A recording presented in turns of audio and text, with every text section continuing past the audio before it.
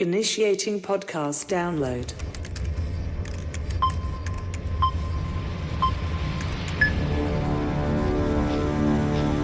Prepare yourself.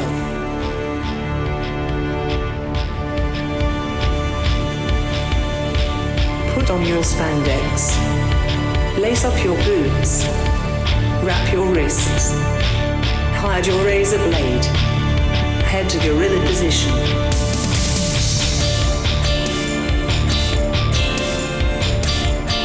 Grease up your hair.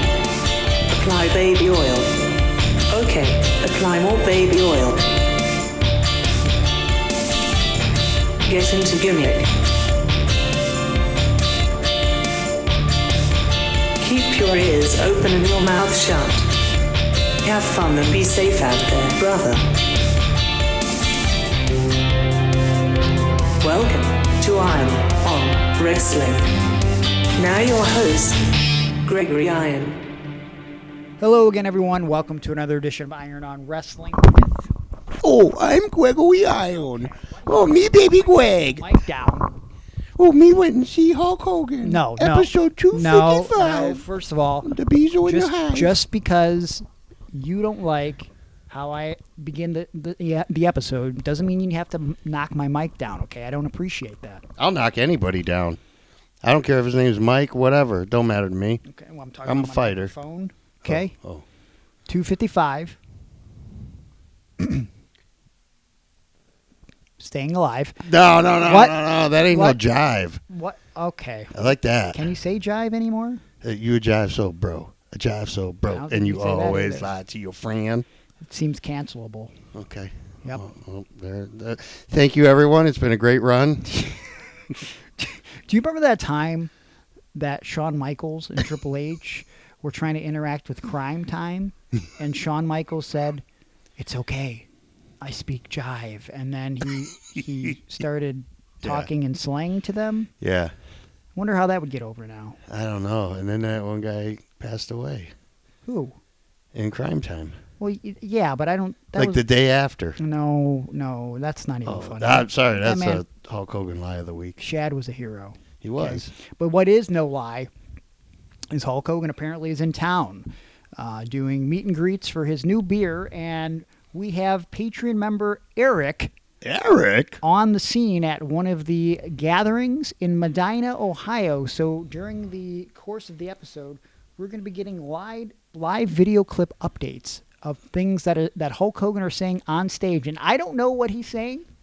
And so it's going to be news to Aaron and I both, just as much as it's going to be news to you. I can't believe we finally got to the point with this podcast. 255 episodes where we got a guy on the scene, a man on the scene. Yep. Eric on location. He's been waiting in line since 2 o'clock p.m. this afternoon for the 5 o'clock meet and greet with Hulk Hogan, but I don't think it was much of a meet and greet. I think it's one of those things where if you've ever looked at Hulk Hogan's social media, he just goes on stage and hands and throws beers and cuts promo. So I don't know if you actually get to meet and or greet him. Like Perhaps, Stone Cold. Yes, he definitely has said, like, give me a hell yeah in these promos, and it's like, dude, you have your own catchphrases. Yeah. You don't gotta. Give me a brother. Yeah. So we're gonna be getting Oh, that. God, he can't say that. We're going to be getting those live updates here on the show. We're also going to be answering your questions that you've submitted. Patreon members, of course, get first dibs. Patreon.com/IronWrestling, where for $3 you get in on some bonus content, extended episodes, bonus content, early episodes, bonus videos. If you sign up to the $5 tier, $9, you can have a Zoom chat with us /StreamYard chat we've been trying, which actually works out better. Once a month where we talk about stuff you never hear on the show. $25 and up, $29 and up, you get stuff from the show. We'll send you stuff in the mail. You can even be in studio if you keep going up and up in tiers. Patreon.com/IronWrestling is the best way to support the show. And, of course, if you're listening to us for free on iTunes or wherever you download podcasts, make sure you subscribe. Subscribe to the YouTube channel as well, where we're posting content on there all the time. They actually demonetized me this past week, so I'm going to work on fixing that. You're a demon. YouTube sucks. I hope you hear this, YouTube. I hate you. I hate you so much. They demonetized you? Demonetized. Yeah, for what? All the I'm cussing not that we sure. do? because Probably all the cussing we do. So sometimes it could be cussing because, like, if you swear within the first fucking 45 seconds of the show, they will demonetize you. Okay, so hang on then. Some of the music that we've used, they will demonetize you. They usually share the revenue as well, but if you're using too much, they will demonetize you. If you How do you get it back? apparently, I have to submit a video, 5 minutes in length. All right, start off with a song from the radio. Okay, okay, and then I'd be maybe with a bunch of F words in it too. Yeah, so whatever. Patreon.com and YouTube. Make sure you subscribe. But hold on, wait a minute. Breaking news. I'm getting my first video update from Eric. Do you want me to do this? Beep beep beep beep beep beep beep beep beep Yes, beep beep thank you beep so beep. much. Let's see what this first video clip. It's a minute long. Hulk Hogan on stage at the Thirsty Cowboy in Medina, Ohio. Let's see what he has to say. Hold on. Stand by. Stand by. We're live, pal. Standing by.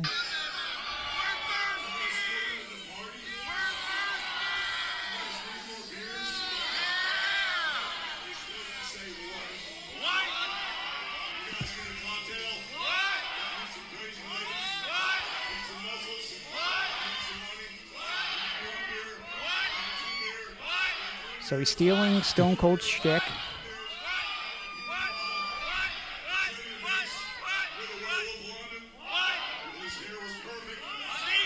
What?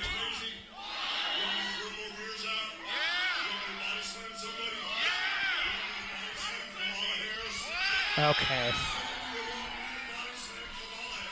Oh, God. He's going to body slam Kamala Harris? Kamala? Said she's Indian? Oh, God, no. What? I can't hear what he's saying. I heard brother.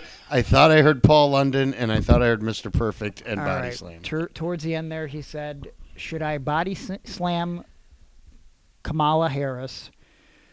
Then he said, is Kamala a chameleon? Then he said, is she an Indian? And then he said, how? Well, Okay. All right. hey, just like the beer, he's a real American, brother. I could have chose anybody to be my childhood hero. I want to point out something. Last week was Johnny Gargano's birthday. And so I texted him before I went over to his house. Yeah. I says to him, Johnny, you're really going to like the birthday gift I got you. And he said, whatever it is, take it back. And I said, okay. He said, I only want one thing from you.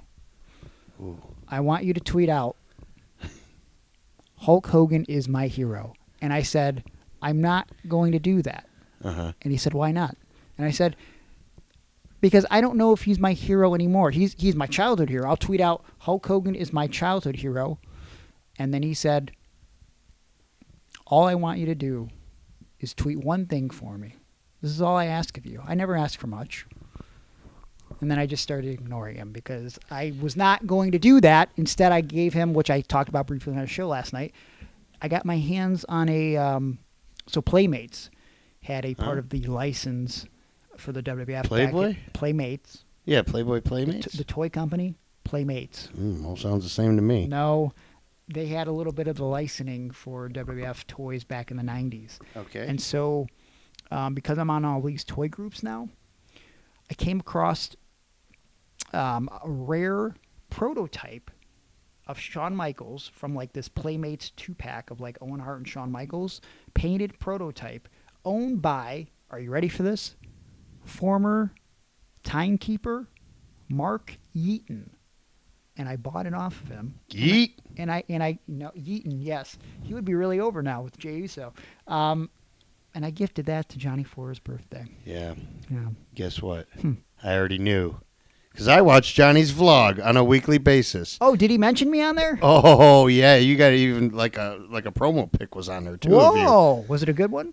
Or was it really dated? It went by so fast. Okay. Because bestest friend Mike always talks shit to me here on the Yeah. show. He sends me messages to tell me that that I'm never featured in Johnny's vlog and that I'm probably not his real friend. And he actually texted me before you told me that I was on the vlog to tell me that just because a picture of you was on the vlog doesn't mean that it counts as you being featured this week. So, and I told him I've literally never watched 1 second of the vlog on my phone. So, and he said, swear on your left hand. And I did, because I haven't. I don't find vlogs entertaining. I'm sorry. His is the best one. I love it. Did he at least put me over? Yeah. Okay. It sounded really nice. And as I was watching with a female friend of mine, she looked up and she said, you know, Greg's a real shitty person. Okay. However, that man knows how to buy gifts. I do. It's one of my specialties. Yeah. And I was like, you know what? You're right. He is a shitty person. Okay. But he can buy some gifts. Yeah, You put a lot of thought into it. And then what was, so like part of the figure was it was broken up. So I think it was never fully put together. Okay. Yeah. It was in like a little Coke baggie. It was in a baggie, so I think the individual pieces were painted, and then I guess you probably could put it together, but I just took it the way it was sent to me, right? Yeah. But the one thing that I did notice was, in comparison to the final product, did he show the final product? Yes. Okay, so the only difference between the prototype and the one that ended up being released was the hands were a little bit different. Like I think like the thumb stuck out on the prototype and then it didn't on the one that actually was released. But I don't know. Gargano has done a lot for me. And I don't know. I wanted to do something special for him. So, you know, that's my love language, I guess, is gift giving. Dude, I already got you your Christmas gift. This is how good I am. I buy Christmas gifts all year long, and I just put them in my closet to the point where I have to remember how many gifts did I already buy said individual. You're like my grandma.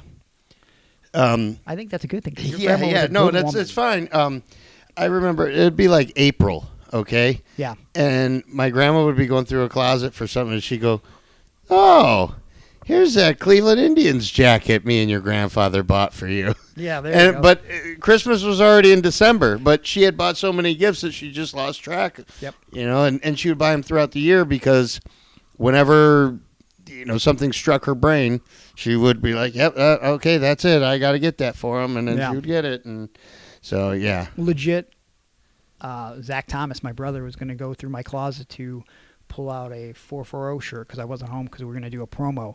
So he was going to dig it out so we can go to the location which we were going to film the promo. And before he was doing it, as he asked me, where is it at in my closet, I said, actually, you know what? Just don't go in my closet because I have a gift for you for Christmas that I didn't hide at all. So I would prefer that I have one that'll work just fine and I can wear a hoodie. Yeah. So he's like, so now I have to wonder if my brother just went in there anyways and saw the gift and is just pretending like he doesn't know what I got him for Christmas because it's not hidden at all. It's in plain sight. If he opens my closet, he'll see it. So, amongst other Grimy things, Zach? Grimy Zach Thomas. Yeah. Okay. One, I like that name, and two, if his name's Grimy, I'm sure he went in the closet and probably snuck around, looked. When I was a kid, I used to open the gift a little bit. Mm-hmm. You know, and then you could tell though, like because the tape would, you know, it would kind of rip the thing, or it wouldn't stick all the time. Yeah. And I would say, "Oh, that darn cat of ours been going through the gift. I saw him going through the gifts." And I said, "You get away from those gifts." How are you feeling? Oh, I'm tired, but I'm getting better. I had, well, I guess since it's only you and me here, I can tell you, I had COVID again. Oh, boy. And I had, and my guess would be it happened at SummerSlam. Or it could have happened working where I work with all the people with special needs that are sick often. Breaking news real quick. I don't mean to cut you off. No, it's not from Eric. Aaron Bauer just tweeted. What? Live during the show, quote, "Hulk Hogan is my hero," end quote, and then trying to relate it to me. At Gregory Iron, as if I said the quote. Then happy belated birthday at Johnny Gargano. Well, see, I didn't get him anything because I didn't know it was his birthday until I saw his vlog. So you said it, though. I heard it. We were off air. And you came in with this 12-pack of Real American beer signed by the Hulkster for me. Nope. No? Nope. What, you know what? That might be I don't think that happened, but if it did, they would be in the bonus version of the podcast for patreon.com/Iron. Who'd you buy it off of? Continue with your story about COVID. Oh, yes. You're still alive. Yeah, so, and then I either got it at SummerSlam when we were amongst 58,000, or I got it at work where people are sick every single day, or I got it in the hospital where I was for the previous 3 weeks before that with my dad. So, somewhere in there, but I was bound to get sick. Okay. You're feeling better, though? Yeah, and then I had pneumonia as soon as I got done with COVID. That's awful. And but, yesterday was the first day I could work out, and let's do a TNT health plug. Well, I think we should, because coincidentally today was the first day that I worked out in 4 weeks, and I'd like to think that without my supplements from TNT-health.com, I don't know if it would have been as easy getting back into the gym today, because, of course, I use my creatine from TNT Health, their brand of creatine, and I used their glutamine post-workout, and I'm feeling good. I also took And your their glutes protein. are looking good. Well, that had nothing to do with my glutes. Glutamine is for muscle recovery, not necessarily for your legs. It's for all parts of your muscles. Yeah, but the glutes are your butt. Yes, but I mean, my legs would work out my butt cheeks. Yeah. I don't know of another upper body part that would help my butt cheeks. If you could name that, perhaps maybe I'll agree with probably you. your lips, because you're always kissing somebody's ass. What supplements are you using from TNT-health.com right now? Well, I'm waiting right now because I was off everything for a while. It's been a good 3 weeks since I've been healthy. Sure.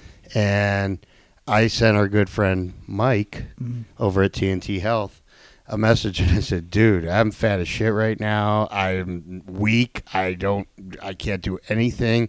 And I'm going to try to get in my first workout. And he asked me, if I could give 70%. I wasn't sure. I thought I could give 69. I wasn't sure on 70. I did give 70. And you told him that you can give 69. He said, Aaron, I'm in a relationship. Yeah. But he said, let me know how the workout goes, and we'll go from there. And I texted him then this morning, and I said, hey, man, got through the workout, got a good night's sleep. And he said, that's very important. Take today off, and I will send you Rad 150. The Rad 150. It's going to enhance my muscles, build my muscles, give me endurance, and I believe extend my penis another inch or two. Okay, that so part we'll be up to 4. Up, but everything else seems like it's on brand with TNT-health.com. They're selling results. They're not selling supplements, okay? And they want to be with you every step of the way. Mike is going to keep up with your progress, and if you have any questions about any of the products over on his website, he will be free to answer them for you. It's free to look, and if you are thinking about buying anything from the website, you can save 10% with our promo code IRONON. That's IRONON. That's IRONON. IRONON.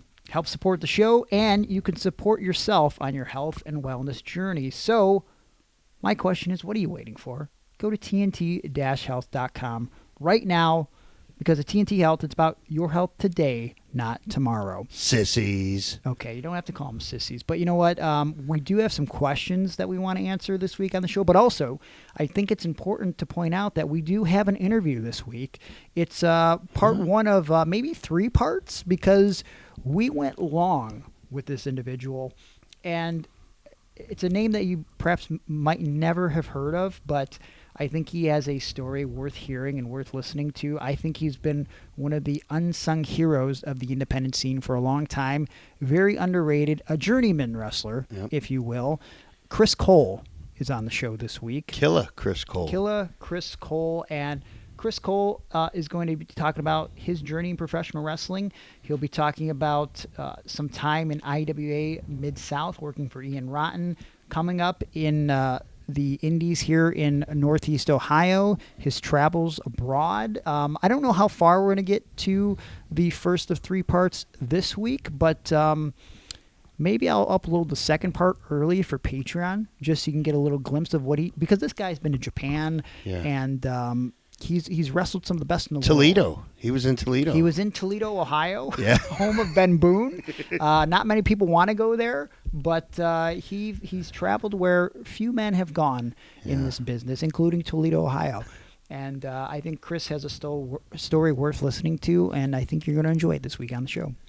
I don't even think we got to this story in one of these parts of the interviews that we do, but Chris and I traveled 8 hours to Philadelphia to work for Steve Carino, and we made that journey with Mark Wolf and Chris Hero. Okay. And those guys and I played the wrestler name game for 8 hours and 8 minutes. I think we've talked about the name game before, but as a refresher, what is the pro wrestler name game? So if I say Gregory Iron, then you would come back with a wrestler that their first name starts with your last name. Yes. Ian Rotten. Okay. And then I would go with Ralph Wiggum. Okay, that's a Simpsons character. Well, then I lost. Jeez, see, and it's just that easy. That sucks. But we went 8 hours, 8 minutes, and 8 seconds into a draw. Wow. So, but yeah, a lot of stories with that guy, man. And he's got a lot of knowledge. So it's going to be fun. Just the stories are going to be good to listen to. Yeah, so we're going to be spreading that out over the next few weeks, and you're going to like it. But you're also going to like some of the questions that we're going to answer. But before we do that, do you need any artwork done? Oh, I do. How did you know? I don't know. There's just something on your face that told me that you need a good buddy to make something I wish I had one. Do You you have a good buddy? I've got a good buddy. We both have a good buddy. I do? A long-time personal good buddy and confidant. Juan Ortiz. Oh, God. All this COVID and pneumonia has really screwed up my brain. Yeah. I thought, no lie, I thought this time I could end up on a cloud. God. Hey, now there's an original idea for a piece of artwork. Okay, so things didn't go quite how I planned them to be. I pass away. Tragically. Tragically through COVID pneumonia. Mm-hmm. There I am. Should not be funny. You're the one laughing. I know. In heaven. Mm-hmm. Okay, because I made it there somehow. Yep. And there's me on a cloud. Yep. And I'm sitting next to Darby Allin, who's on a second cloud. Okay. This is all being drawn by Of the Dead Designs, by the way. Continue. Juan, he's a Weebly. Yep. He's got a website on Weebly, yes. Yeah, and so we're holding hands. Okay. And our clouds are separating further and further apart. Now, since it's heaven, my arm is very extended. And I've been using TNT Health products, so it's massive, too. Which arm? The left. Okay. Yeah. I always like to use my left because, not just because in wrestling, you know, I don't want to work the left, but it always feels like maybe it's somebody else. Okay. Yeah. So, so me and Darby are holding hands, and our arms are separating, and we're getting further apart. And then all of a sudden I hear, Aaron! And I look, and it's you, Greg. And you're coming up towards the pearly gates. Okay. What are you doing? And you say, I'm on my way to see you. Okay. And then St. Peter stops you. He says, you're not coming in, brother. You've been a denier all these years. Oh, wow. They sent you straight to hell. That's fine. Okay. I feel like I'm already living hell every single day of my life, especially on Mondays when I record this podcast. But knowing that Juan Ortiz is a good friend of mine and Of the Dead Designs can create incredible designs for you. A logo for your company or business, some sort of piece of art for yourself or a friend or a family member or a loved one, someone you're trying to win over. Makes me feel a little bit more at peace. And he's created artwork for some of the most prolific individuals in professional wrestling. He's had his designs on Hot Topic. But you know what? He can make a design for you, too, at an affordable price.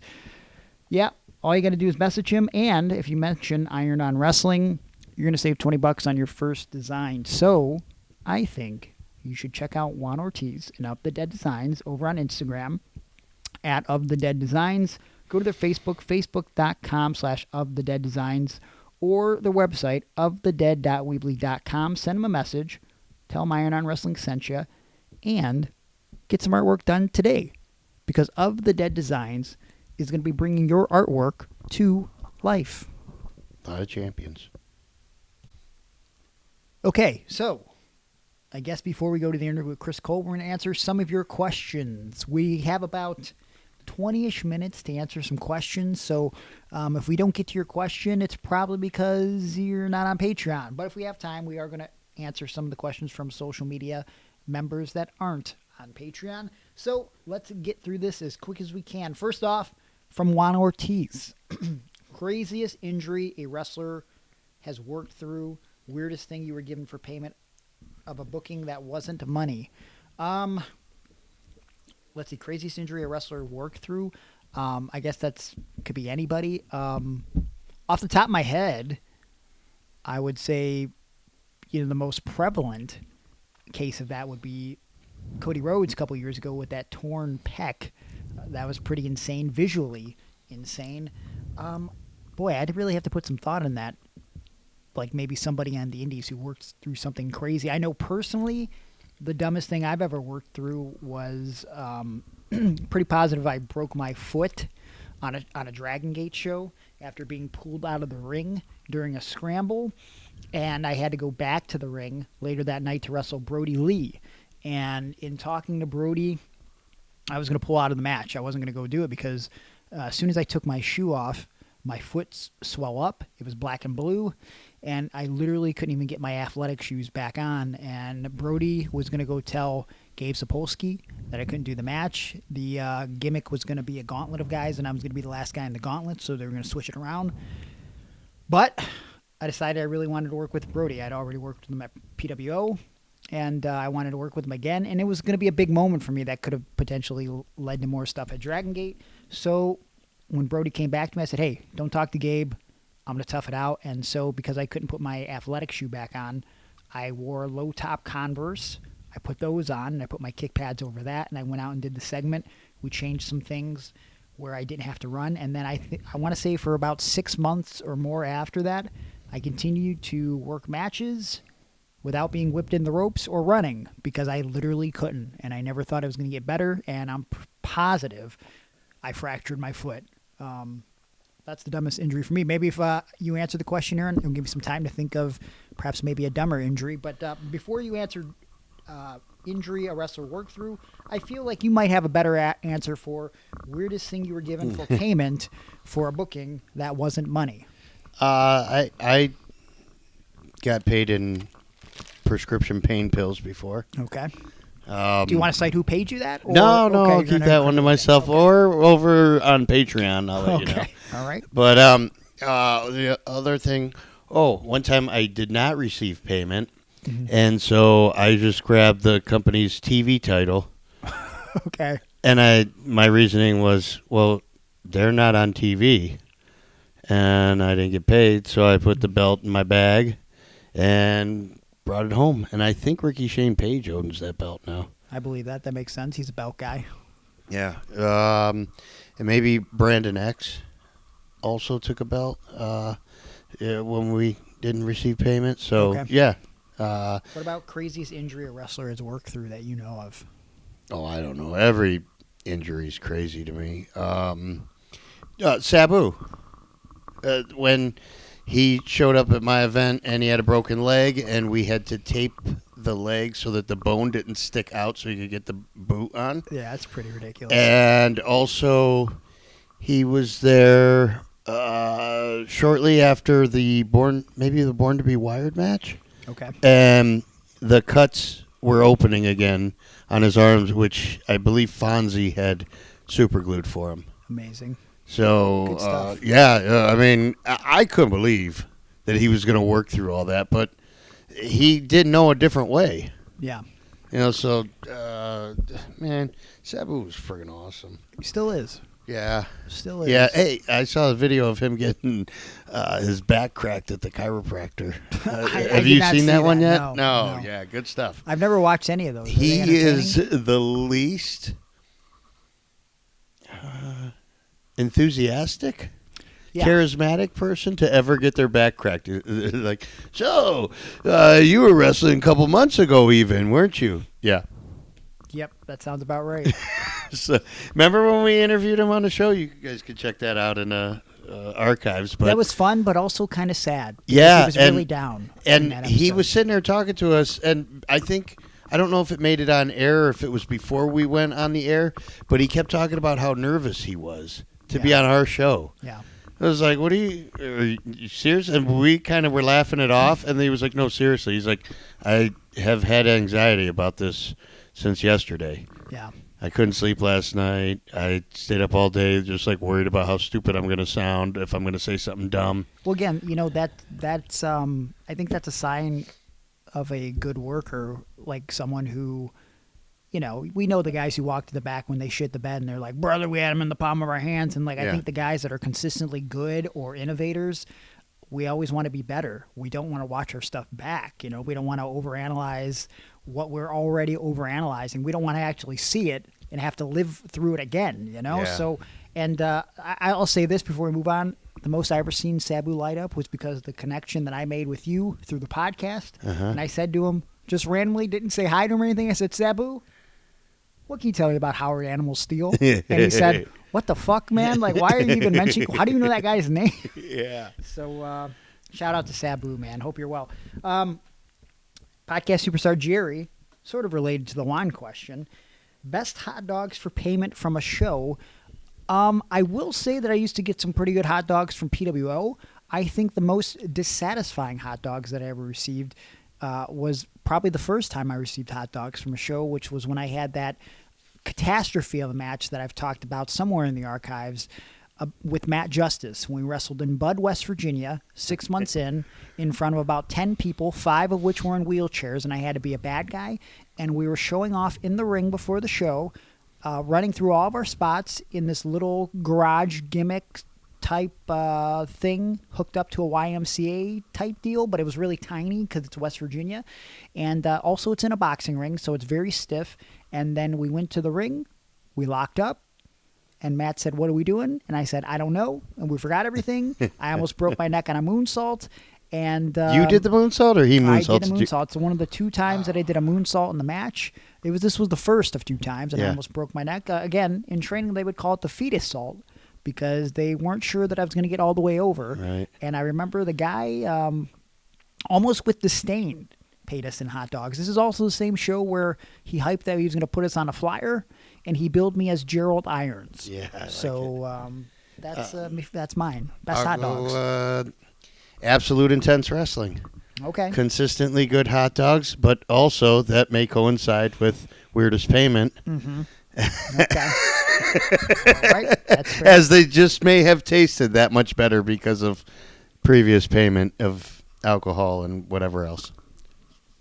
Let's see here. We got a question from... Hey, what? You know what? I can't remember. I don't remember the promotion's name, but we were somewhere in Toledo, and their boiler broke. The pot that you boil the water in for the hot dogs, and you boil the hot dogs in, and then it broke, and so they were just microwaving hot dogs.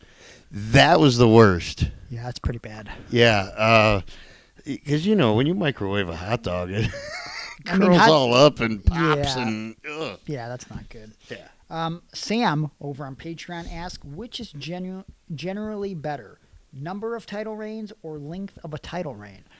I think you could probably go either way because I don't think either of those things matter. I think it's the quality or the memorability of that title reign. It's like it could be a week, but like in the case of Edge, for example, right off the top of my head, he had a short first title reign, but you remember it because of how he won it, and how in some ways losing it, I think it was a week or 8 days later to John Cena at the Royal Rumble in 2006. Obviously, he won it. He was the first Money in the Bank cash-in, and then he lost it to Cena. But you'll never forget that title reign because of the victory, how it came about, the live sex celebration the next night, and the fact that he didn't go farther with that. I mean, you could have easily, I think, did John Cena and Edge that year at WrestleMania, but they didn't decide to go with that. And, of course, we got that classic with Edge and Mick Foley. But, because, I think sometimes we talk about, Ric Flair's a 16-time champion, right? But that means he lost the belt, 15 times. So it's 16 times, right? 16, yeah, because he's not the current champ. Yeah, so I don't know. I just think it matters what that person does with that. Yeah, and then, devil's advocate on that is you go, man, that company had faith in him on 16 separate occasions For sure. to make him the lead of their organization. Yeah. But also, I like what you say, like the quality of the title reign. You know, Gunther's only a one-time Intercontinental Champion, but it could be argued that he had the greatest reign of any Intercontinental Champion and really brought that title back up to prominence. So, yeah, you could say 6 of one, half dozen of the other. And I mean, like, let's look in the last couple years in the Triple H era. There's been a lot of people that have held the title for an extended amount of time. But you know what? Psychology-wise, Yeah.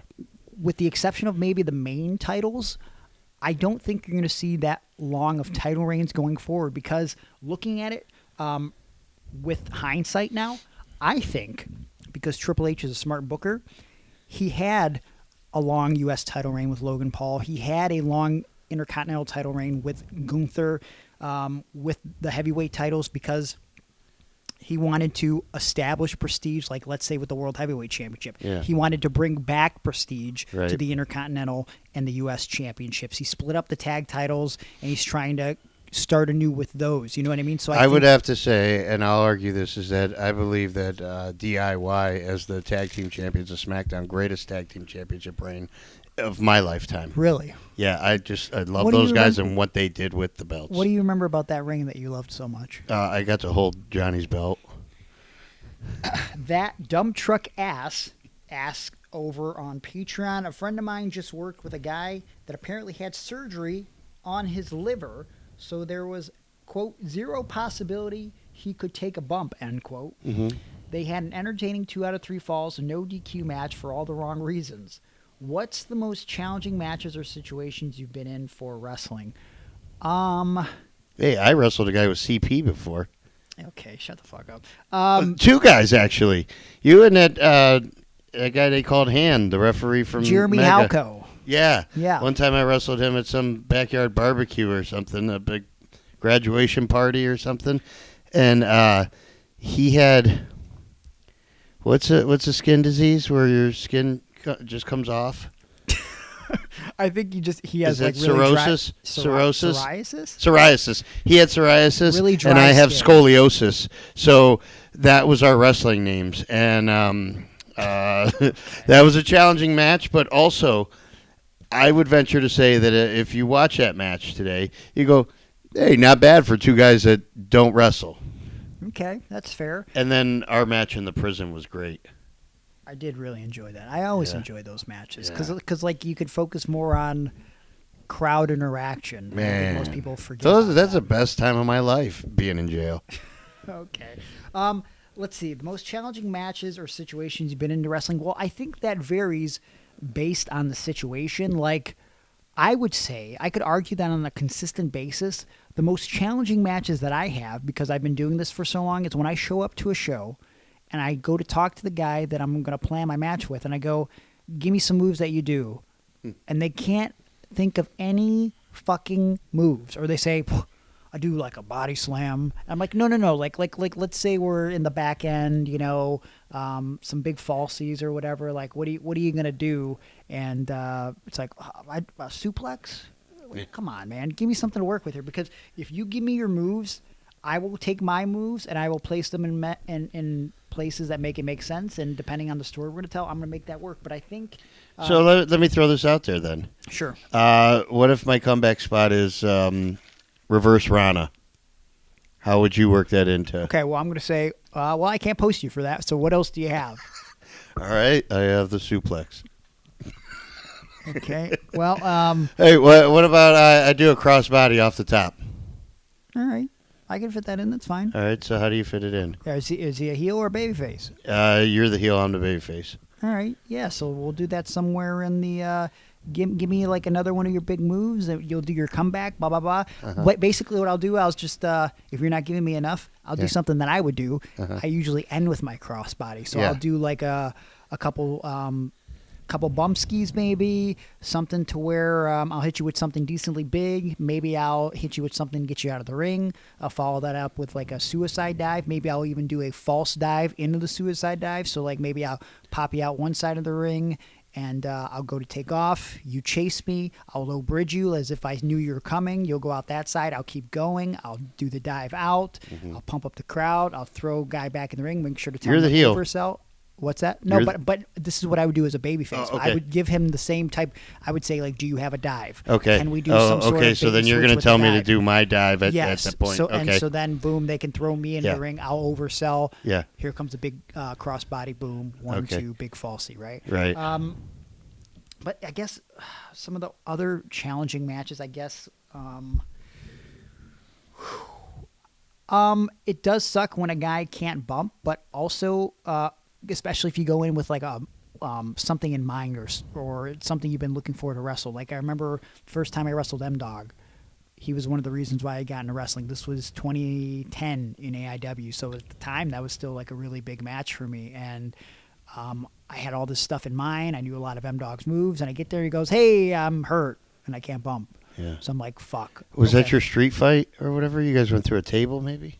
No, just a regular match because it was me and Josh who had a street fight. Oh, okay. So yeah, I had a big feud with him. But yeah, but like as a young kid, I was like kind of disappointed that he couldn't bump. But it was a great match. And I think now if someone came up to me and was like, "Hey, I can't bump because of this," I'd be like, "That's fine, we'll make it work."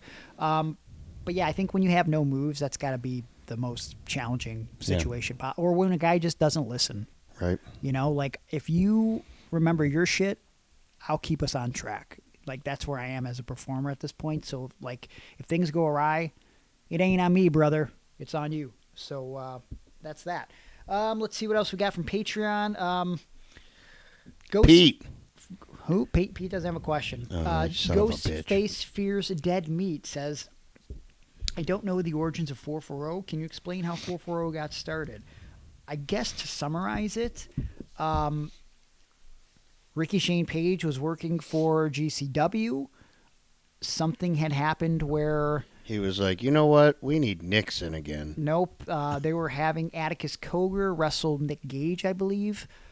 We had 1 or 2 shows for the weekend, and this was like a random Monday show. So I was sort of asked to...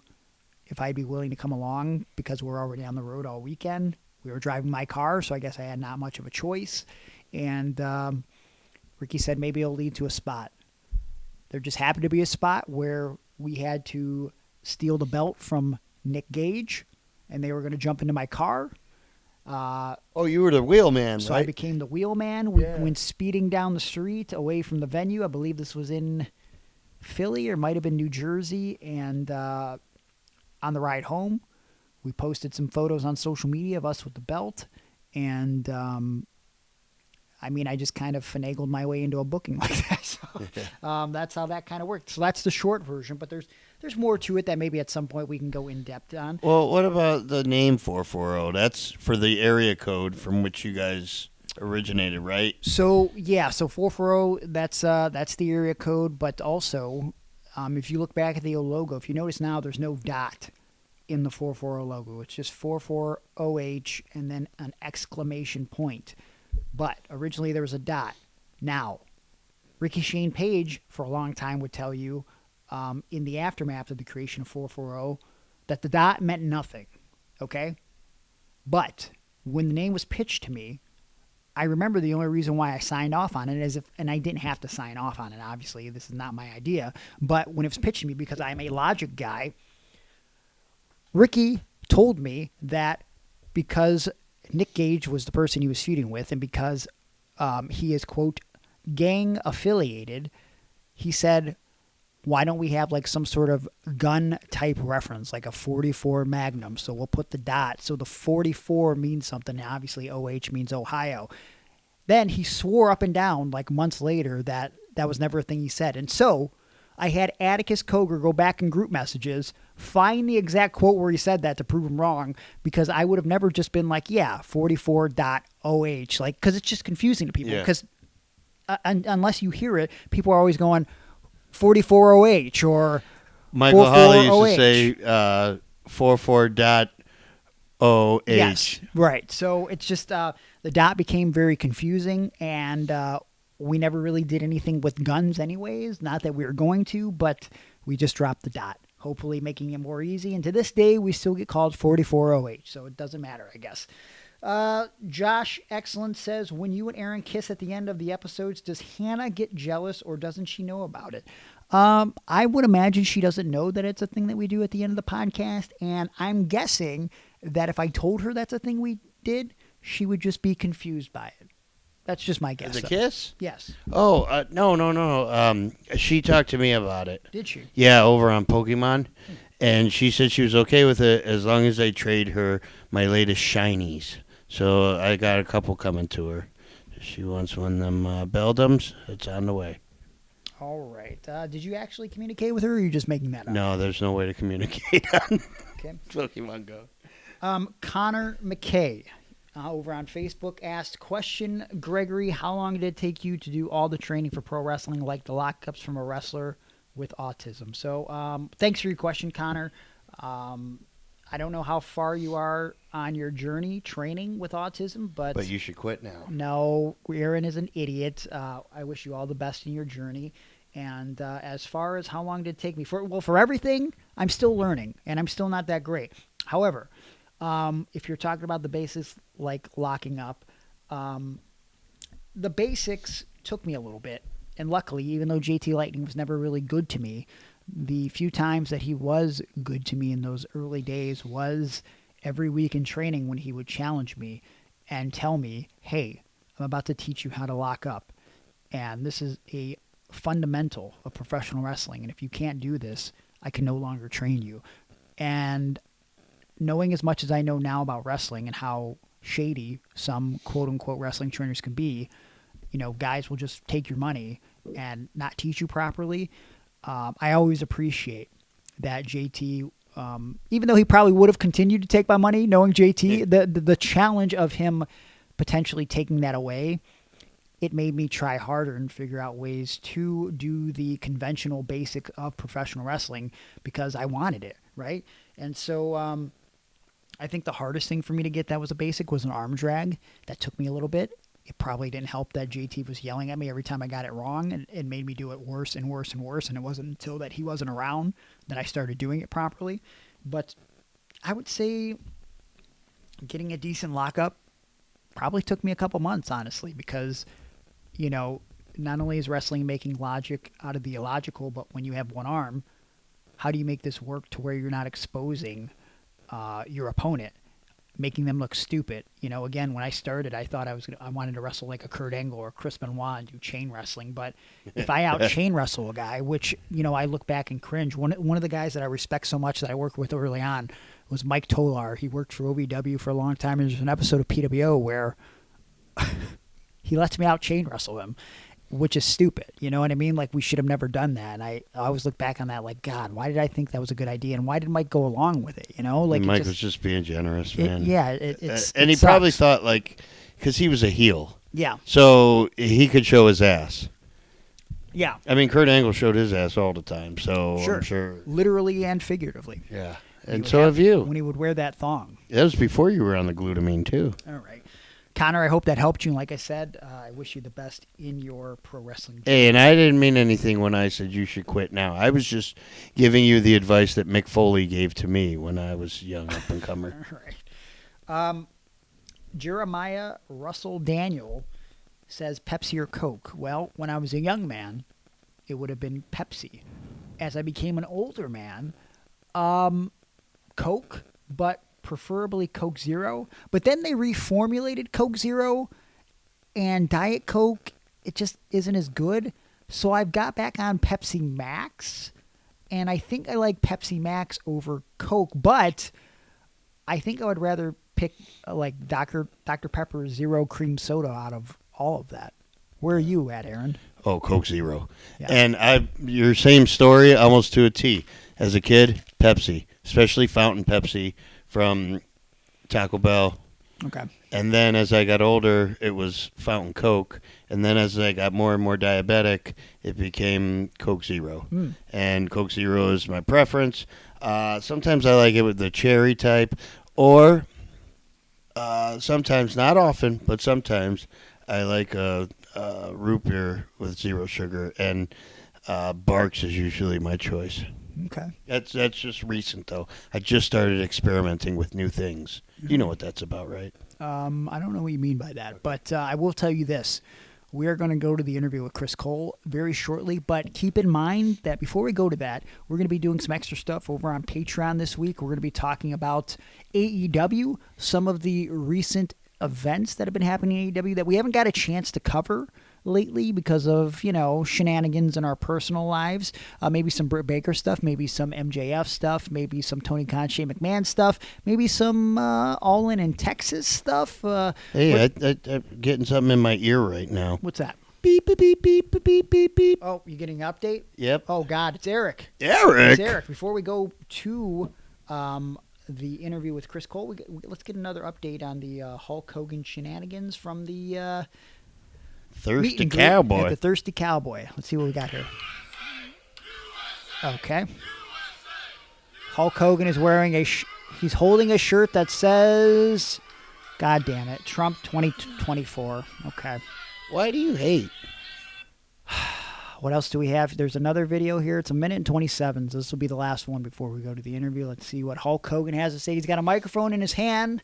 I'm afraid. I'm very afraid.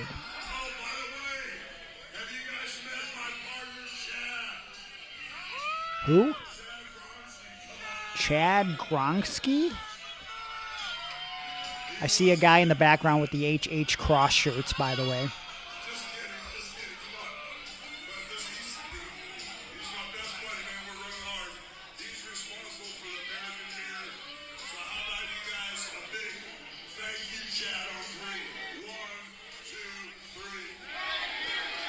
Okay.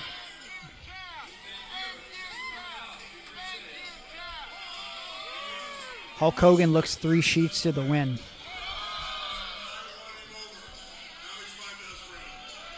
That's his best friend.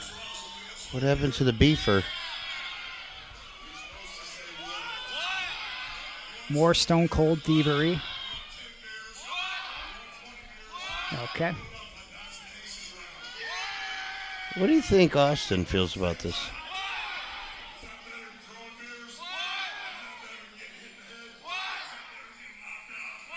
Okay. Well, can you get a message to Stone Cold and ask him how he feels about that? Like, really? I can't imagine he enjoys it. So, I mean, Hogan's out there with his Hogan 316 shirts. Well, the crosses anyway. Yeah. And stealing his catchphrases and drinking beer. Now, I know just a few years ago, Hogan was a truly man. So I don't know whatever happened to that.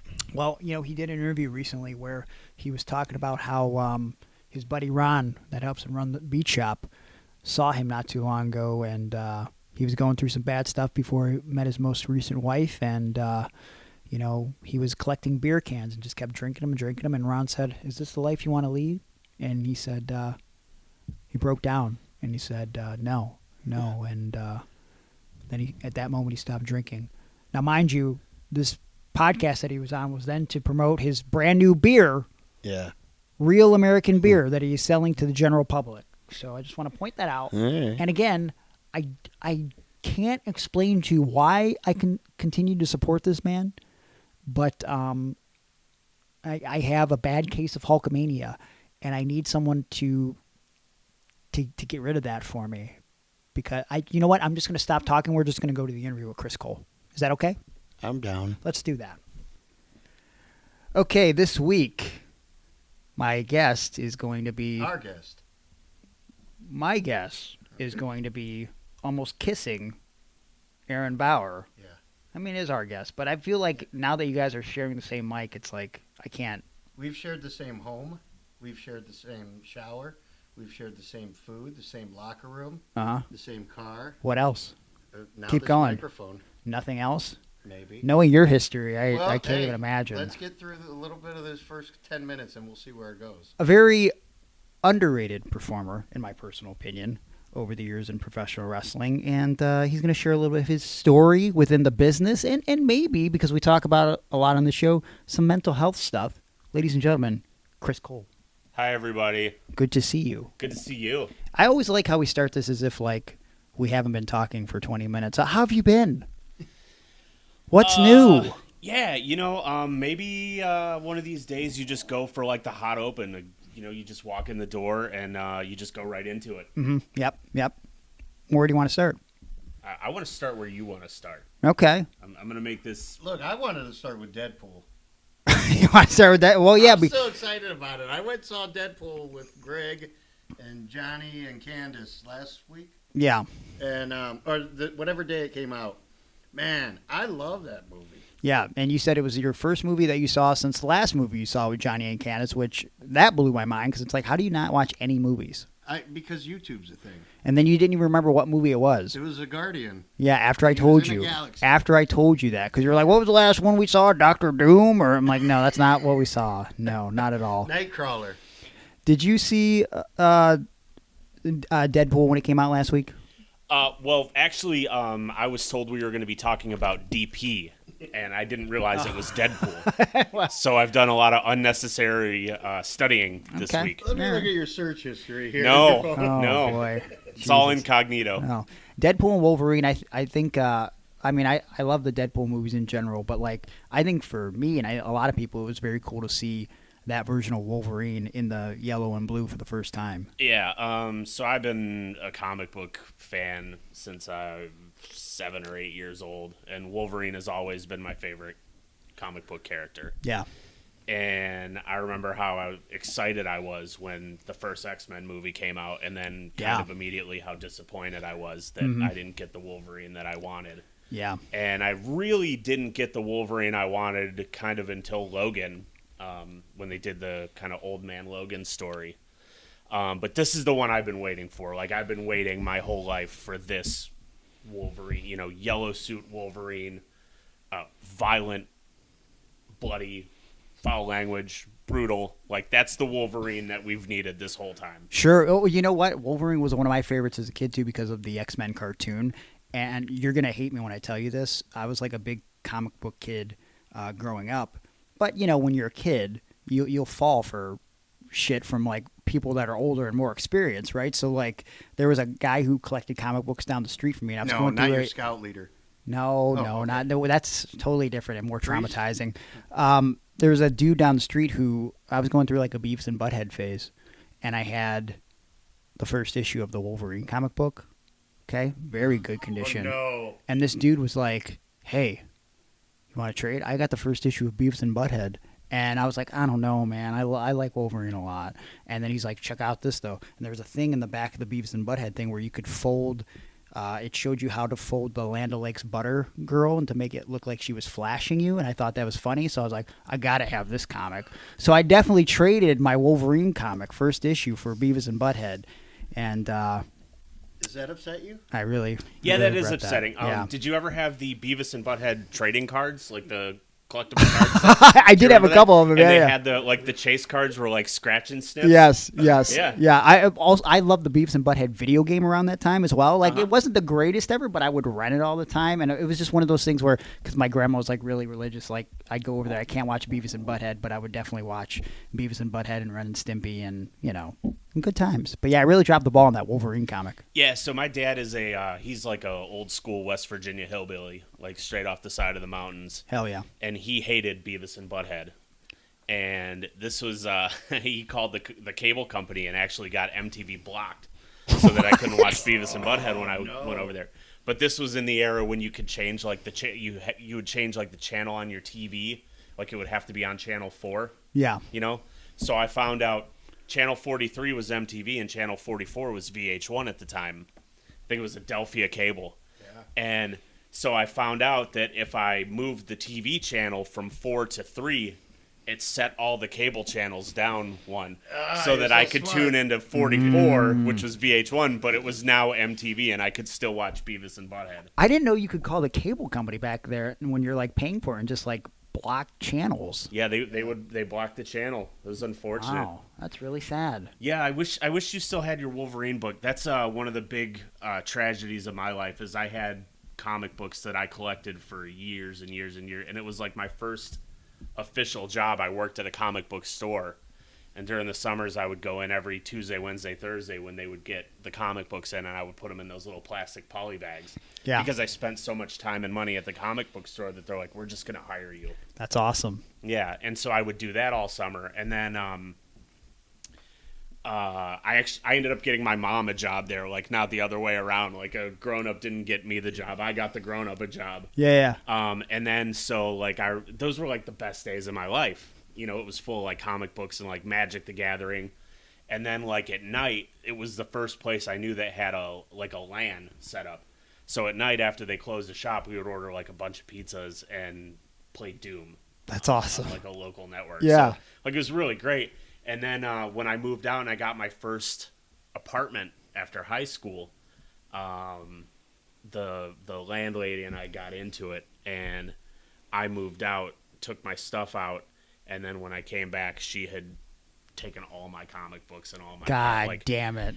I thought you were going to say that your comic books were lost in the great flood of the basement that you rented from me in 2000. Nope, not the poop flood. Yeah. Nope, The poop flood. Yeah. His bed was downstairs and it flooded. And he's like, there's a diaper floating next to my head. Oh, my I think God. you were Heights or something, right? And no, I was gone. I was out of town. That's what I came wrestling, home to. Yeah, I was wrestling, and that's what I came home to. There was like it just smelled real bad, and there was like a turd just kind of floating by. Like, but that's City of Lorraine for you. Like, Jesus that's Christ. pretty common. That's but terrible. I figure like at my best estimate, today's value, there was probably $300,000 worth of comic books there. Yeah, well, you know what? I've told it before on the show, but I was a big Spider-Man collector. No matter what issue it was, I'll put them in all the plastic cases. And there was a period of time when I started wrestling where I was in the middle of a move, and I was good friends with my assistant manager at the job I had at the time. It was like a tool store, and I needed him to hold some of my boxes for a little bit. And in one of those boxes was a bunch of old Spider-Man comics. Well, then he ended up leaving the job, and I wasn't too terribly concerned about them. And then fast forward, as time's going on, I'm realizing, like, I think these Spider-Man comics are worth a lot of money now because some of my comics were my uncle's comics. So I had some issues from, like, the 70s and 80s that I, like, would be very carefully reading through to not crease the staples and the corners and everything. And now Gargano is collecting these, like, all, graded in the cases and everything. Mm-hmm. And they're like, he's spending hundreds and thousands of dollars sometimes. And I'm like, yep, I had that one. I had that one. I had that one. And so recently I hit up the guy and I was like, hey, man, it's been a while, 15 years. Just reaching out. You still got some of my stuff in some boxes. Wondering if I could, like, come and get that from you. He lives in Stowe, Ohio now. And he goes, oh, lost it all in a flood a couple years back. I hope we could still be friends. And I'm thinking to myself, well, whether that's true or not, no, we can't. Because, God damn it, I've lost thousands of dollars. My fault, not his. But good times. I like that.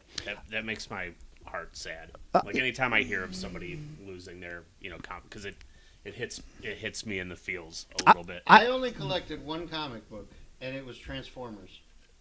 I didn't even know they had a comic. Yeah, they had I mean, a I'm not comic for a little surprised. while. I mean, it was probably 1985, I would say, 86, something like that. Okay. And I collected, there was probably 6 or 7 books that I had before I stopped collecting them. But it always angered me because when somebody would say to somebody else, come on, it would say C, an apostrophe, yes, and MON. And I was like, I don't know what this means. What is this, a different language? I remember I had a Lion King comic book. It was after the Lion King came out, obviously, in 94. And that was one of the first comics where I remember seeing come on written like that. But I was a little kid, so I would read it out loud to my parents, like, Simone, Simone. And they're like, why are you saying that? And they looked at him like, you're an idiot. Like, it's so dumb. Hey, so I'm glad the comic book gig was everything you envisioned because, like, as a kid, my dream was to work at, like, an FYE or something, like a music store, because I was always, like, spending my money on CDs and shit. And then CDs?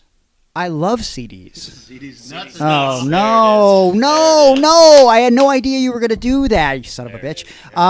But as an adult, in the last 10 years, I ended up being like a manager in FYE, and it sucks balls. It was like nothing how I envisioned it. I wanted it to be like high fidelity, you know what I mean? Like we all talk about music and movies, and it sucked. But the comic book gig was above and beyond what you wanted, huh?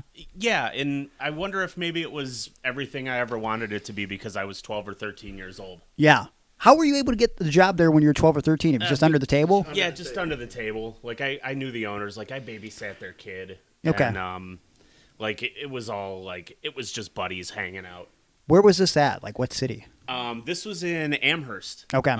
Is where they opened the first store. They opened it. It was called The Keep, and then they changed it to Reality Recess. And they still have one store at Great Northern called Recess. Okay. It's the same company, but that was one of the, like, I always had, like, little side hustles when I was a kid. Like, I started by, like, there was, like, a You Pick strawberry place not far from my house, so I'd ride my bike up on the weekends in the morning, and I would pick strawberries for people that wanted You Pick strawberries but were too lazy to actually pick the strawberries. Love So, that. like, I would charge them, like, you know, a couple dollars a quart or whatever it was, you know, back then. This was before you knew about indie wrestling? Yeah, this is So I you was were destined for Yeah. so I was like 9 or 10 when I was doing that, and then it was the same type of deal there. They were like, fuck, you're here every weekend, like, you're getting us for all this money, like, we'll just hire you. Did you always grow up in the Amherst area? I grew up in Lorraine. Okay. Like, we moved there when I was in kindergarten. I lived there through graduation, and I still live in the same area. The only time I haven't lived in this area is the 2 years I lived in Arizona. How old were you when you started watching wrestling? Oh, I was young. Like, my mom, my grandpa would take my mom all the time. So, like, we would go to, like, Cleveland Convention Center and watch wrestling, or we would go to, like, Akron, Canton Civic Center. I remember going to, but I was little. I have pictures at home from when I was 3, 4, 5 years old with, like, Pistol Pez Watley and Oh, wow. Italian Stallion and Butch Reed, you know, and all those guys, and lots of pictures of my mom with Jimmy Valiant. I think my mom might have been Jimmy Valiant's Cleveland girl. I'm not 100% sure, but there's some pictures taken inside, like, hotel rooms. Were you ever tempted to ask her, like, hey, Mom, what's the deal? No, I didn't want to know. Yeah. You, like, I always tell people, like, don't ask questions you don't want the answer to. Sure, yeah. And I feel like that's, like, I didn't want to know. Yeah, that makes sense. I couldn't imagine my mom being that. What's your first, like, distinct memory of watching wrestling? What got you hooked? My first thing that I can actually remember from pro wrestling is was Paul Jones had cut Jimmy Valiant's hair. Okay. And my mom, like, it was like our thing we would do is we would go whenever wrestling was in town, we'd go early, we'd go downtown, we'd hang out at the airport. And I remember being about 4 or 5 years old and confronting Paul Jones in the airport. I stomped right up to him and I was like, "Why did you cut Jimmy's hair?" And I was just so angry. It's awesome. And that's, like, the first thing I remember. And then I remember they did Clash of Champions. In Cleveland, yeah. Okay. And I was there, and I actually watched it on the network, or Peacock now. Yeah. I went back and watched it. That's the one with Steamboat and Flair. They do the in-ring segment. He, like, stripped him in the ring, yeah. And I went back to watch it, and I was like, I wonder if I was on TV at all, because I remember, like, getting a hug from Bobby Eaton. Yeah. That was, like, a big highlight of my life, and I brought it up to him, you know, like, years later. I worked on a show with Bobby Eaton, and I was like, man, I just got to tell you.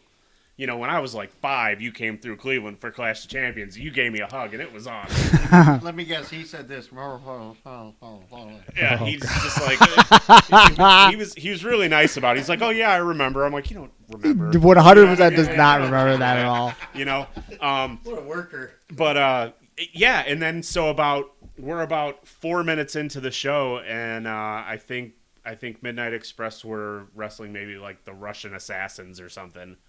And there I am, like 3 times on TV, doing like a thumbs up, and I had my cool guy sunglasses on indoors. Hell yeah. Because apparently I've been a tool bag for a long time. So I guess at what point do you decide, like, I'm probably going to be a wrestler and I'm going to start finding a way to do this? I feel like we all kind of have the same story where we would go in the basement and wrestle pillows. Yeah, right? 100%. I mean, that was kind of like it's all I ever wanted. Like I still do that. Yeah. Well, I'm not mad at you. to each his own, you know. I always wanted to be an astronaut. And then I realized I wasn't smart or cool enough. Yeah. And need I at least- wore glasses. You need to have at least one of those things. Probably the brains part. Yeah. And so I was like, well, I'm never going to be an astronaut, but I bet I could be a pro wrestler. Like, I could do that. Yeah. And so, like, I was just always a fan. And then in 98, I stumbled into a place. It was called Samson's Powerhouse. It was just this little, like, shithole place in South Lorraine. And, like, the ring was terrible. It smelled bad. And if you listen to the episode where I talk about my first experience into going to a wrestling school, it's that place. So where the big guy, his name was Jim, right? yes. The trainer? Yes. Okay, yeah, Yes. and he had a broken leg. And I remember the dude I went with was like, you don't want to train here. The guy that trains people has a broken leg. He's not doing a good job. So I mean, what's that first day like? Who's training you? Like, what do you do? Well, the guy had a broken leg. Okay, still. So, right. and I was the only one. Okay. I was the only one. I was the only trainee there. How did you find out about this? Some of the dudes in my school rented the ring for backyard wrestling. Okay. And I found out about it, and I was like, I have to train. And he came, like, limping out, and he had, like, blown his knee out doing, like, a double axe handle off the bottom ring step onto a guy. Oh my And God. I think he blew his whole knee out. He couldn't walk. So I was there in 96, and that was the story then. Yeah, it was- and he was on crutches with the leg cast on. You think it was a Bob Orton type situation where you just always wanted to wear it, work you guys? I think it was too big for it to ever heal. Oh, okay, all right, wow. Yeah. And so I was like, I have to do this. Like, I'm gonna do this, And he, like, I don't really say too much about Jim anymore because he's not here to defend himself, obviously. But like, he was not what I would call a great trainer. Like, it was a good foot in the door to kind of get in. That's No pun intended. no pun intended. I really got a leg up on that one. Yeah, for sure. Just one step at a time with this episode. Just That's keep right. going. Step by step. Yep. But like I was by myself doing lockups and circling and taking bumps and by myself for months until. So wait. So what does locking up look like by yourself? It looks like you're locking up with somebody else, but not somebody else. I understand that, but like how are you like? So how long are you training by yourself where you're like trying to figure out the mechanics of like how this works and like you're paying this guy money? Yeah, well, I wasn't really paying. I was paying gym fees. It was like $25 a month. Oh, Now, that's see, not he bad. had quoted me. I needed to give him $3,000 in order to train. Yeah, I was 16, so I couldn't sign the contract. Okay. But like I would lock up with like the ropes. Okay. Like I would throw the left hand over the the left side of the ropes and the right hand kind of, and I would do that forever. And then he would appear every once in a while and he'd lock up with me or take an arm or whatever. So he showed me kind of the basics, but like when I would do bumps, like I wasn't allowed in the ring even for months. Like I had to do them. They had just like an amateur wrestling mat rolled out on the floor. So I had to do all my bumps on the floor, which I think it sounds brutal when you say it, but I think it really prepared me to go and be able to bump anywhere. Yeah. Because I had that kind of like toughness to me, and I wasn't like a tough kid, but they kind of made me. And then after like, it must have been like 3 to 6 months maybe of being by myself, then I met Traxler and Mad Dog Manson and Gabe Knight came in. They kind of all came in together, and then at least I had somebody that I could work with. So like, who would you credit to building to that foundations of the basics you had for you to be such, again, in my opinion, like a very underrated, incredible worker? I appreciate that. I got hooked up with Chris Hero. Okay. In 1999, Traxler was bringing him in for mega shows, and he was out of Cincinnati. Dayton. Dayton. Gotcha. Yeah. Xenia is where he had his first match. Yeah. Okay. The home of Gummo. By the way, if you guys haven't ever seen Gummo. I don't know anything about him. Oh, okay. We're gonna talk about Gummo. Okay. A little All right. bit later. Okay. So I got hooked up with Chris Hero, and I think I give him the credit for saving and launching my entire career, because he saw that I had a little bit of raw potential, and he kind of took me under his wing and kind of helped set me on the right path, got me my first couple of bookings, and kind of set me on the path to get me down the road, and then just kind of, let me go after it. And do you remember like the moment where you started to feel like, oh, I'm understanding this better? Because I always cite, like, because I was thrown in the ring after 3 months, right? And I feel like I had a lot of on-the-job training, and I was working with guys that weren't great, but you're getting that experience in front of a crowd. But it wasn't until I worked with Gargano, who wasn't much older than me, but it was the first person that, and Johnny was ahead of his time, but like, it was the first time I was planning a match with someone where he wasn't just telling me what we were doing, he was telling me why we were doing it, and that helped me remember more. And then all of a sudden it was like, I don't know, it just kind of clicked a little bit to where it's like I felt like I had this foundation in one match where I was like, now, as long as I can figure out why I'm doing this, I feel like I can build off of that. And when, I say it a lot when I do this podcast or seminars, it's like, if you can figure out why it makes sense, you could do it the standard way, and then you could think outside the box and do it a different way. So, like, where does it start to click for you?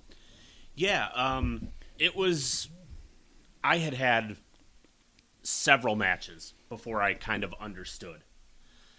And I feel like, and you can go through the 7 steps of ring psychology all you want. You can write them down, you can say them, you can memorize them, whatever. Give me the 7 steps. But at the end of the day, it has to click for you. It has to make sense to you. And I remember I had just finished a match, and I was like, fuck, I get it. Yeah. Like, I get it now. And so, like, your 7 steps, it's just the most basic kind of pro wrestling framework that there is. You have your shine at the beginning, right? And then you have your cutoff, and then you have your false hope spots, or your false tags, if you're doing a tag match. Then you have your comeback. You have your your cutoff again, and then you'd have your false finishes and your finish.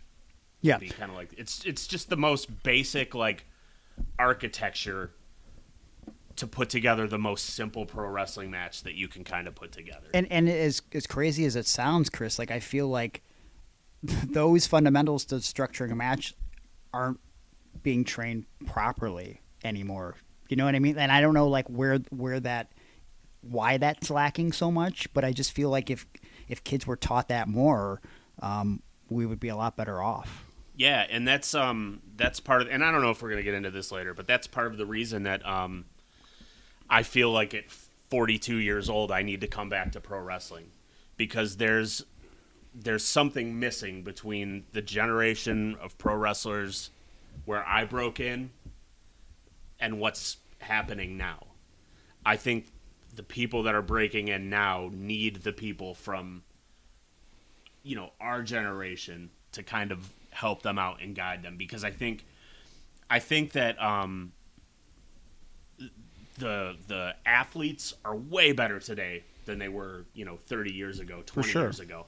The things these guys can do now is like, if you look at like a Will Ospreay or like Ricochet, like the things that these guys can do is crazy. It's crazy. Just, and they're not the only two. It's like there's hundreds of guys that have that crazy athleticism, but most of them, they don't get it. So they end up getting like less bang for their buck when they do those, crazy things. And it just, it's kind of like the art has been lost. Well, I don't know what you think or why it's happening, but the thing that I've kind of cited for a long time is because of our attention spans now, we live in this era where you can just put together a highlight reel or a GIF, and people will see a GIF and like want to replicate that. But they don't take the time to see why it works or how they can make it work in the structure of a story. And then we get these matches where guys are just doing move, no slowing down, no selling. And like, there's times to go fast. There's times to no sell, but like, I don't know, like guys don't know how to pace anything or where to put it. And like, I really feel like these clips and these GIFs are a big part of the problem, really. Yeah. It's our whole society, right? We live kind of in this instant gratification world, with, you used to have to wait for the 5 o'clock news or the newspaper to come to get your news. Now it comes right to your phone. It, beeps and vibrates for you. Yeah. And I really try not to be the old man yelling at the sky, when it comes to this, because I know the world is different. But, I was just talking to some of the mega trainees the other day. And I think part of the thing that is lost is like the locker room and the car rides. Yeah. Because you would go, you would go on these, Gabe Knight and I would go on these 6-7 hour one-way road trips, and we had some CDs. Like, we had Linkin Park Hybrid Theory that we would listen to the shit out of it. Yeah. And we had MapQuest. We had to print our directions out beforehand. God forbid you got off course. Like, I remember that. Forget about it. That was right at the beginning of me. I was like, oh, God. And now today, I think the technology is great. I think it's great that, people that are young in the business can get on Facebook and hit my DMs and say, hey, can you watch this match and send me a link and I can go watch it and I can give them instant feedback on it. Yeah. I think that's great. And I think it's great that you can safely GPS your way to shows and find a Waffle House on your way, without having to stop at a Walmart and ask somebody or whatever. For sure. But, if you, when guys were sitting in the car, there was 5 of us in the car, there was really nothing to do. We were talking. We were trading stories. We were talking about matches. We were cutting promos on each other in the car. And now today you just have 5 separate people looking at their phones and playing games and scrolling Facebook and kind of doing that. And then when you get to the actual show, it's more of the same. Yeah. It used to be like people were playing cards. They were, hanging out, chatting, it might be somebody you haven't seen in a little bit, so you would catch up and kind of talk, and they'd say, well, let me show you this thing that I learned when I was over here. Yeah. And so you would learn that, and then now it's kind of like the car rides. It's everybody's just kind of hanging out like in groups of like 2 or 3 or 4 people, and they're just kind of looking at their phones. And I think that's where a lot of this is lost, is it used to be like, for me, my favorite part of pro wrestling was always the stories. Sure. Like hearing people's road stories. I'm telling my own road stories, like just all these kind of different, you would hear, because pro wrestling is such a cool melting pot of people that are from so many different walks of life, so many different life experiences. And so, you have rich people, poor people, like you have nerds, you have punks, you have jocks, and all those people kind of mingling together was, I think, what made it really awesome. Yeah. And then, but now you don't really see so much of the mingling. It's just kind of, everybody's just kind of doing their own thing, and I think that's really sad. For sure. Well, and I don't want to sound like an old man either, but it's like, I think part of the problem too is like, you talk about, the kids just being on their phone and stuff. And I think, especially now that we can work shows where everything is live streaming, I think these kids come to the back and then they get on their phone. They want to see what the dudes are saying about what they just watched on IWTV, right? Instead of walking up to a veteran and be like, hey, did you see my match? Is there anything I could do better, right? And then I feel like the majority of the time, these kids that do ask for advice, it's because they think that's what they need to do, but they're not listening. And, in my experience too, there's been so many dudes, and Aaron, I'm sure you've had it too, where it's like, you start trying to be real with these guys, and not in a bad way, but like, just like, hey, like, this was a little meh, or like maybe you could try this and that, and then they kind of get an attitude with you about it. It's almost like they just wanted you to be like, to tell them like, yeah, you're perfect and great and don't change anything and you're the man. A lot of that's with the promos. Yeah. They'll say, did you hear my promo?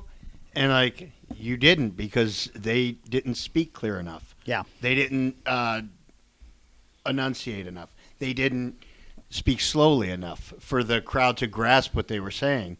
And did you hear it? Well, no, I don't think anyone did. Yeah. and then they're upset. Well, you just couldn't hear it because of the acoustics or because of, whatever. Sure. And I don't think they think about, like, where their story is going if they're doing a story. I mean, I know sometimes indie wrestling is matches, but again, with streaming, you can do stories, right? And I won't name who it is, but like recently I dealt with a kid who cut a promo where he's going to join this stable in a couple weeks.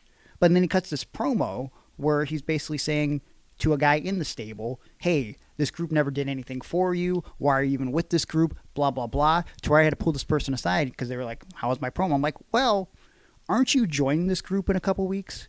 And he's like, yeah. I'm like, then why are you burying the group that you're going to join? Because you just look like a fool now when you join the group. Like, you're putting this dude down, and then you're just going to go, okay, yep, I'll join. Like, it didn't do anything for him. So right. why, like, you look idiotic. And then this person got upset. So it's just like, why even ask me? I don't know. Give me a name. I'm not giving you a name. Give me initials. Nope, not doing it. Give me a first name. No? BJ. Oh. Yeah. No. Talking to him? I don't think he's around anymore. Can't talk about him. But you know what I'm saying, Chris? Yeah. So as I've been back over the last, I don't know, I think the first show I kind of came back to like help agent or produce was Ricky's first show, RCW. And he had texted me and said, hey, like, I really want you to come in and kind of produce these matches and work with these young talents. Okay, cool. And people would come up to me when they finished and they would say, hey, like, how was my match? Did you watch it? Yeah, I watched it. Like, that's what I'm here to do. And they say, well, how was it?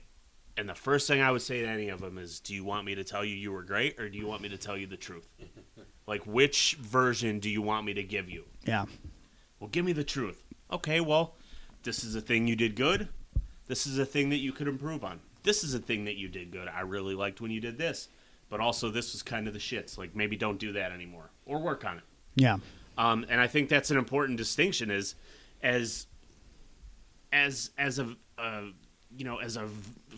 air quotes veteran guy in the locker room, it's easy for young talent to come up to me and say, like, how was that? And me to go, oh man, it was awesome. Like, good job. Yeah. That's the easy. It's the easiest thing to say. Sure. Right. But I find that to be like, who does that help? Right. At that point, you're better off just to say, oh, man, I didn't catch it. Yeah, for sure. Because what if they went out and it was a complete shit show and you just told them they were great? Yeah. Well, but half the time, too, like, again, like, not all independent wrestling is bad, but there's been so many times where you're watching two guys in a match and they're shitting the bed. How many times have you seen those two guys come back like, brother, we had him in the palm of our hands? Like, that's like the worst type of person. Like, you can't tell them anything because they already think they're great. And it's like, that's so unfortunate because you're so terrible. One of kind of like the turning points for me, Mega had gone to like Pittsburgh area and did a show at Robert Morris College. And I worked Q for the Flying Hawaiian. And this was I was just kind of hitting my stride. Like, I was just figuring it out. I had maybe 12 or 15 matches in, and I was like, okay, now, like, I kind of, like, I get it. Yeah. And I still had a long way to go, but I was like, okay, I understand this now. Like, I can figure this out. And Cufa and I had what I thought was a really good match. I was like, man, that felt really good. Our timing was good. Everything looked good. Like, everything felt good. And he was kind of like, hey, buddy, what did you think? And I was like, oh, man, I really, really liked it. And Super Hentai comes around the corner. He was like, that was fucking terrible. And I was like, what? And he's like, yeah, you were the heel and you were giving him way too much. And you guys were back and forth and back and forth and back and forth. And I was like, fuck, you're right. Like, that really wasn't that good. Like, it was easy to watch. Sure. But it wasn't like a good pro wrestling match. So that really helped me out hearing it, because I would have just kept doing the same thing if, a veteran guy had come in and told me that, like, everything you did was great. Like, just keep doing what you're doing. Yeah. So that I think it really does help. And it's my favorite thing in the world when, somebody asks me for a piece of advice and then I catch them at the next show and I see them implement that advice. Like, there's a word I have for people that do the opposite. I call them assholes. Okay.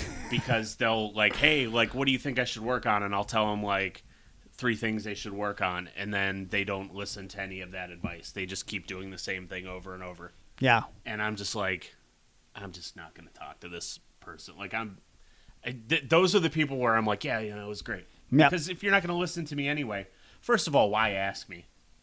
Right. If you're not going to listen, just don't ask me.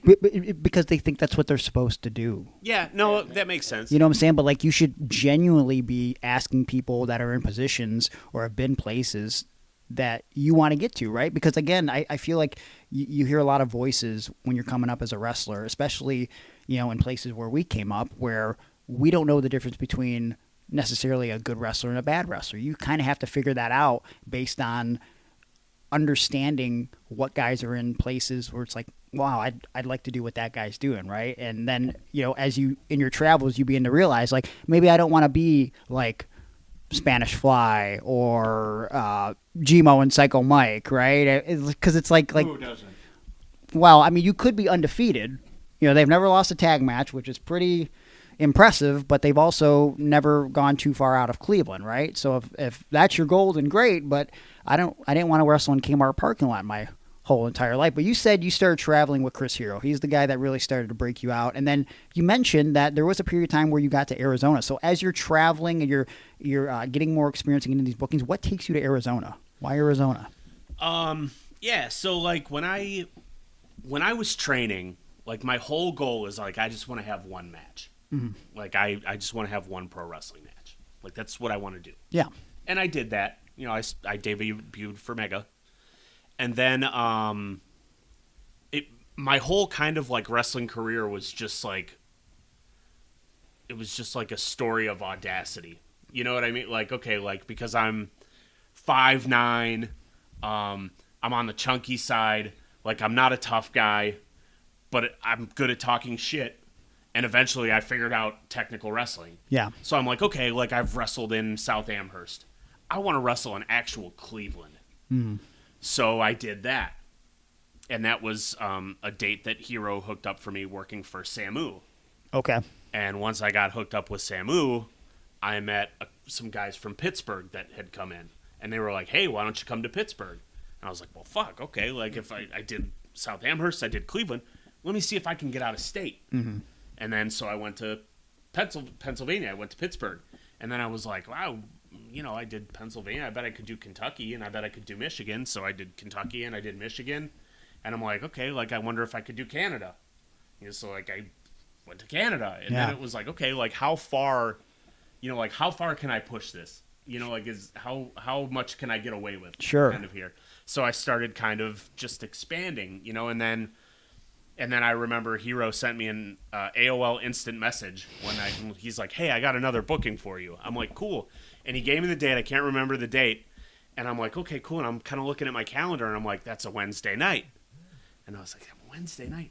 Fuck, that's a Wednesday night. That's for Ian Rotten. Mm. And that's where I got hooked up with IWA Mid-South, which kind of opened a lot of doors for me because at the time, if you were a young grappler coming up, IWA Mid-South was the place to be. There was American Kickboxer and Rugby Thug, Tarek the Great, CM Punk, Colt Cabana, Ace Steel, Danny Dominion. Yeah. Like, that's where you went if you were trying to be anybody. Sure. In wrestling is you went there. And so I went down there, and Ian kind of like, I know like Ian's name is kind of, it's like a, he's like a persona non grata type of thing, but Ian was always great to me. Sure. Not financially. There was never a lot of money. No, I don't know if he was financially great to anybody, but he was really, really great to me. Took time to answer all my questions, and I think I earned his respect right off the bat because he was sitting kind of trying to like structure the card or whatever, and he was going through the matches, and he had a match on first, and he goes, no, I can't put that first. And I was kind of like looking kind of like over his shoulder, and I said, why can't you put that tag match first? It was a tag match. Mm-hmm.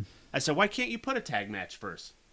And he explained to me, he's like, well, a tag team match it's like an attraction, and you never want to put an attraction as the first match. Mm-hmm.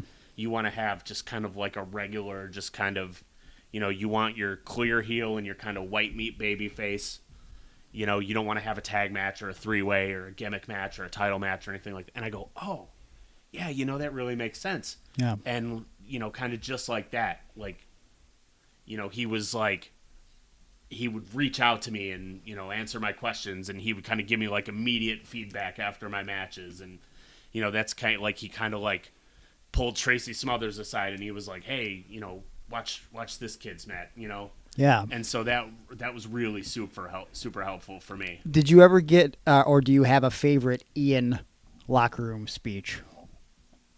Oh, I mean, there was a speech. Every show. Yeah. But like sometimes too, like if you were lucky enough, he would impromptu give you a speech in the ring, which I unexpectedly got the one of 2 times I worked at IWA, and because I think I was a replacement, and this is way after IWA does not matter anymore, but like because of the history, I wanted to say I did it, and I subbed for someone, and he put me over for wrestling with a disability. It was like the CM Punk thing, but like different, right?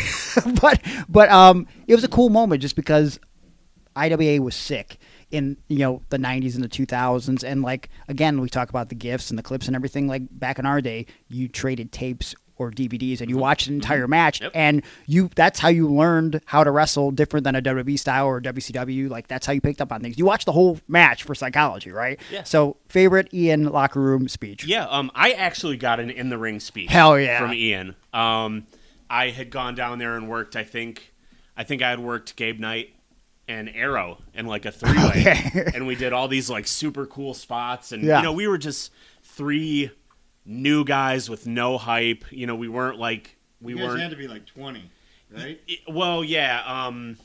Ray was a little older, but I was probably 18, 19 at that time. And we didn't have any like message board hype behind us. We were just 3 dudes from Cleveland coming down there trying to, earn our spot or whatever. And we did all these really super cool spots, and we did all this super cool stuff. And the crowd was just, they were kind of lukewarm to it. Like they wanted to be involved, but I don't think they were sure of us yet. Mm-hmm. And kind of by the end of the match, we kind of got them.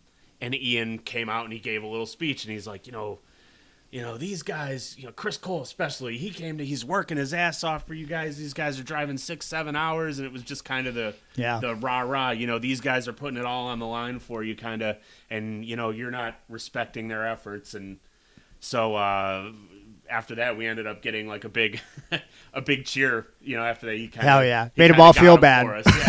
Yeah. You guys were made after that. You could come back anytime, right? Because now the crowd accepted you. Yeah, and we were kind of like open. He's like, hey, anytime you can come down.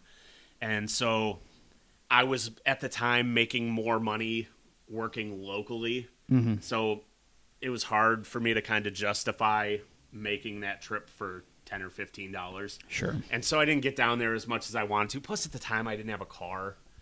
So I was kind of having to bum rides and catch rides with people. And I remember him yelling at me one day on the phone because I was talking to him, and he goes, hey, I said, I'll be, I'm available on this day. He goes, okay, cool. And then he had called me if, he had sent me an instant message a few days later. He's like, you're going to work Ice Pick Vic Capri. Okay. Who at the time was IWA Mid-South Light Heavyweight Champion. Yeah. And I had called him like 4 or 5 days before the show. I'm like, Ian, I can't find a ride. Like, I can't make it.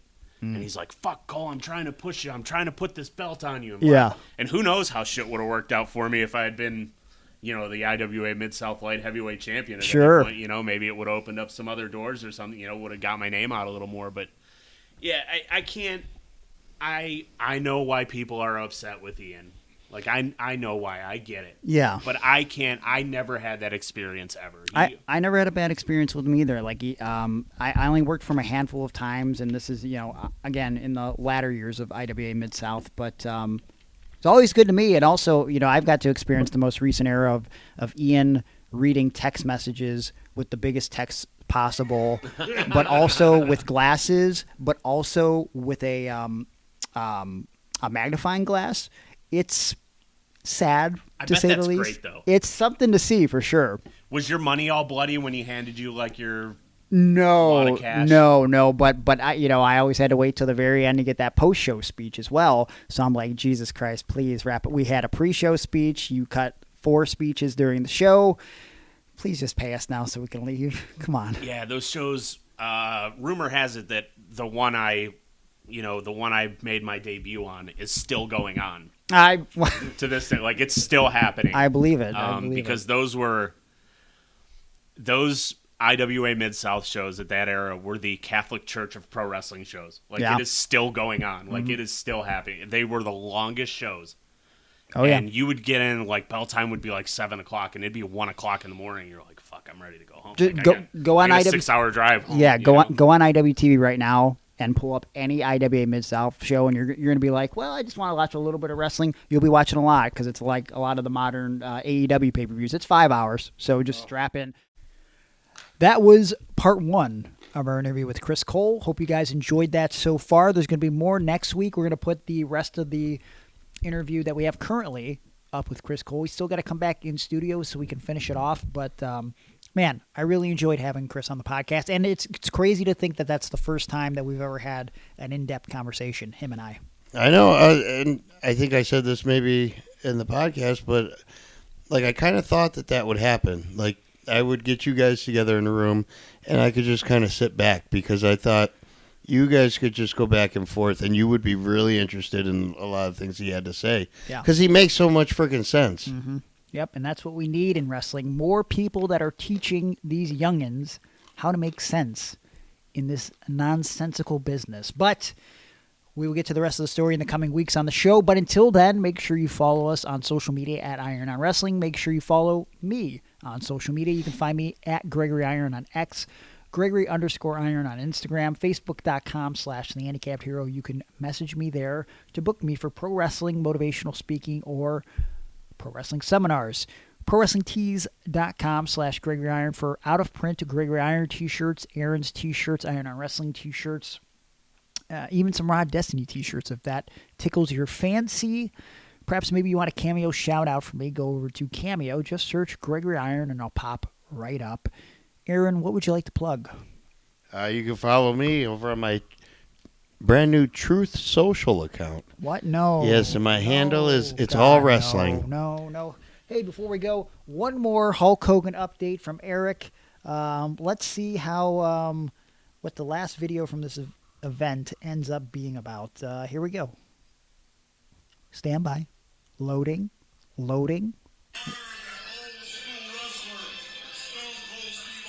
Jesus Christ.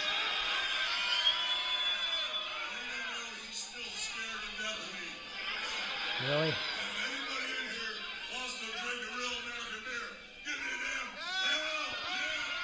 Okay, he just did a sucker chop while saying that.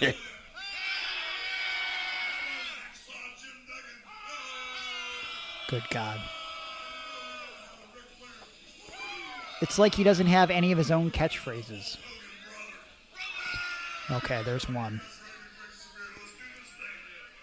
Wow, what an event. Remember, Kamala Harris is Indian, apparently, according to Hulk Hogan, and that's it. Till next week. So, hey, be good to yourself and each other.